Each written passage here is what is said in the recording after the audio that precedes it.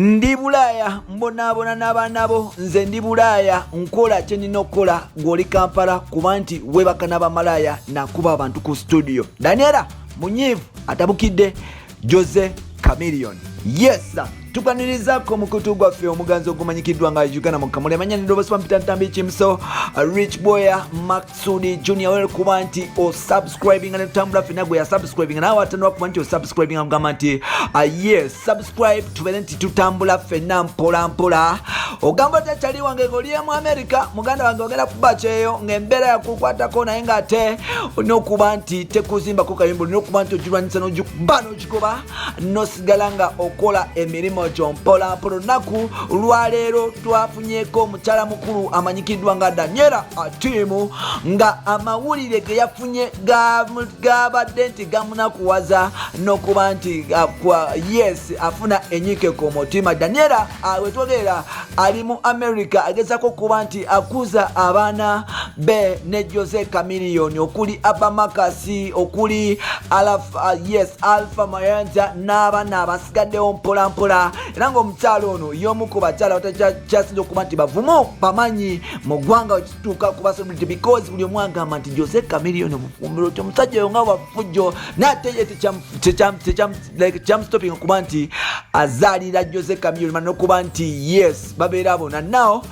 waliwo amawulire producer Bawa ge yatuwaddeko era byasasanye ensi yonna nga Jose Chameleone bwabadde anunisa abakyala oba bamalaaya simanya ku studio ye obugundi n'okuba nti yeebaka nabawo ku studio n'ebintu bingi nnyo ebyasambuse bino n'olutalo naluvaawa Jose Chameleone yakuba omu ku baproducer oba co-producer wa Bawa oba producer Bawa gwakola naye wali ku Sabra Records emakindi Luwafu so n'olwekyo batteyo yaviira awo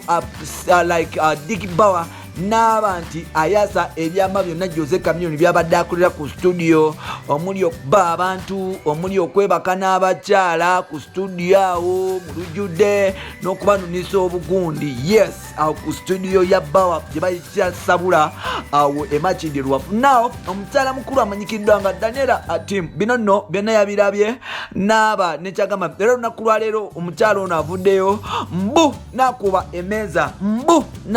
emeeza era nga bino byebigambo byagambye Jose Chameleone. Daniela agambye Jose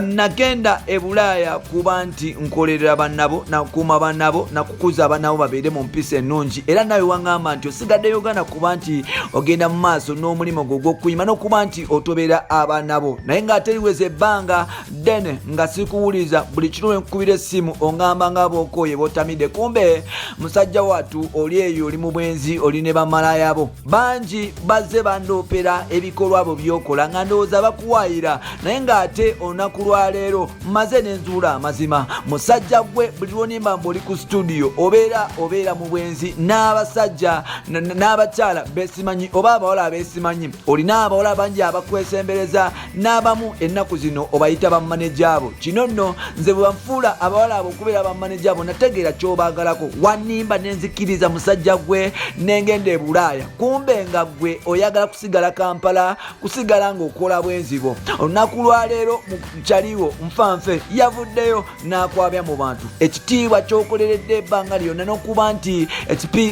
ekitiibwa ky'ozimbidde ebbanga n'emyaka gyonna okisaabuludde mu ddakiika 2 because teweekomako kuba nti ettamiiro lyo oligeza mu maaso nze nno ebimu ku byanyiizanga Jose byebyo by'okunywa nga Red Label n'oyomba paka ku makya n'okuba nti teweewa kitiibwa okuyomba oyomba ng'abakazi okuba olina olugono simanyi wakulirawa naawo batandise okuba nti bakwabya siri musanyufu nabyokola Uganda era nga nsuubira yekiseera okuba nti okola ebibyo nange nkola ebyange tata Abba nakuwagala mu mbeera yonna naate gwe ompisamu olugaayo simanyi lwaki osigala okola ebintu ebyo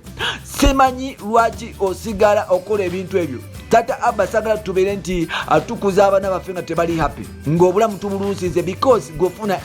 ofuna happiness ewalala nga nze neekuuma ebintu byo byantama bintamidde ddala oyo bamuyita Daniela akubye emmeeza agamba Jose Chameleon ebintu by'effujjo okwebaka n'abakyala n'okuba nti mbwakola obwenzi bimutamye era omukyalo ono munyiivu nnyo bino nno olugambo luvaawa